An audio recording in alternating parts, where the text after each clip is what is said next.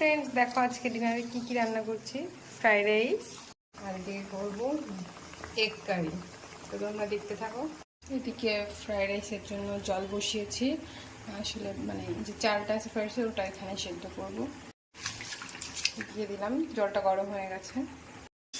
এই যে গাজরটাকে ভেজে নিচ্ছি।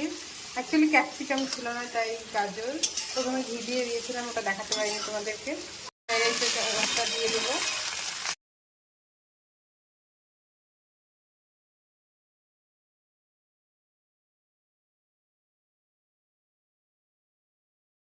তো এখন এক কারি করবো, এর জন্য তেল নিয়ে দিয়েছিলাম, এটা গরম হচ্ছে, ছেড়ে দেবো।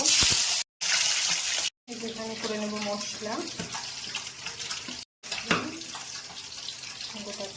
দেখো মশলা কষিয়ে আলু যেটা সেদ্ধ করে রেখেছিলাম ওটা দিয়েছি।